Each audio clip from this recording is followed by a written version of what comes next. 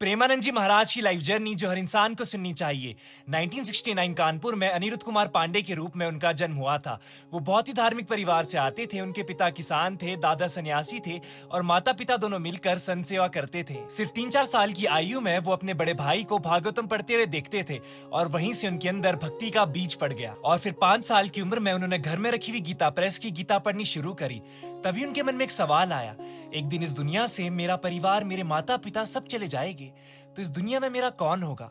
और अंदर से आवाज आई, भगवान। और फिर 11-12 की आयु आते तक वो अपने रिश्तेदारों, दोस्तों सभी से अलग हो जाते हैं और एकांत में अपना समय बिताना शुरू करते हैं। और फिर एक दिन 13 साल की उम्र में जब प्रेमानंद जी महाराज स्कूल से घर आते हैं तो अपनी माता से कहते हैं, माता मैं सब कुछ छोड़ छाड़ कर बाबा बनना चाहता हूँ। माता को लगा कि इधर उधर से किसी संत से सुनकर ये सब बोल रहा होगा, पर अगले दिन सुबह 3 बजे प्रेमानंद जी महाराज उठकर अपने घर से भाग जाते हैं। और फिर 3 दिन बाद प्रेमानंद जी महाराज के पिता उन्हें ढूंढते हुए आते हैं और उन्हें आशीर्वाद देते हैं और कहते हैं कि बेटा कभी भी गलत कामों में मत पड़ना।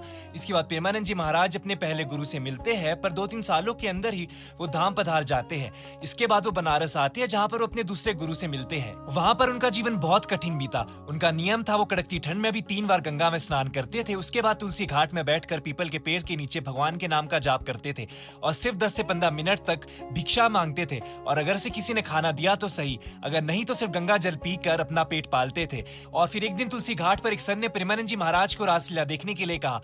प्रेमानंद जी महाराज ने मना किया, पर संत के बार बार कहने पर प्रेमानंद जी महाराज को लगा कि शायद भगवान का कोई इशारा है। प्रेमानंद जी महाराज को रासलीला देखकर बहुत आनंद आया और फिर अगले 30 दिन तक रासलीला शुरू होने से पहले ही प्रेमानंद जी महाराज वहाँ पर पहुंच जाते थे। और फिर जब रासलीला खत्म हुई तो सभी कलाकार वापस जाने लगे। प्रेमानंद जी महाराज के दिल में हाहाकार मच गई। उन्हें लगा कि मैं यहाँ पर अकेला रह जाऊंगा। वो टीम के पास जाते हैं और उनसे अनुग्रह करते हैं कि मुझे भी साथ ले जाइए, बदले में मैं आपके लिए सेवा कर दूंगा।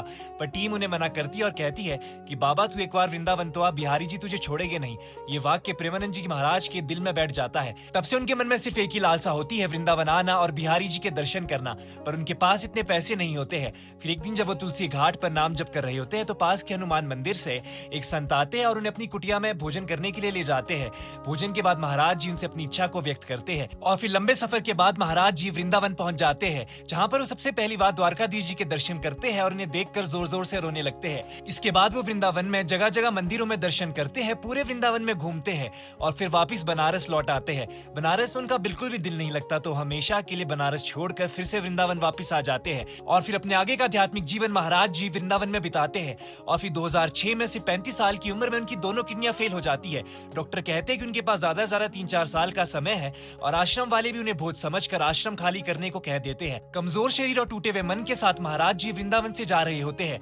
तभी पीछे से एक लड़की आती है जो महाराज जी से कहती है, जय गो बाबा, जय गो बाबा। महाराज जी उसकी ओर देखते हैं और कुछ ही क्षण में वो लड़की वहां से गायब हो जाती है। महाराज आसपास के सभी लोगों से पूछते हैं पर वो लड़की नहीं मिलती और महाराज जी को समझ आ जाता है कि वो स्वयं राधा रानी है। इसके बाद महाराज जी अपने गुरु से मिलते हैं और आगे की कहानी तो आप जानते ही है। राधे राधे।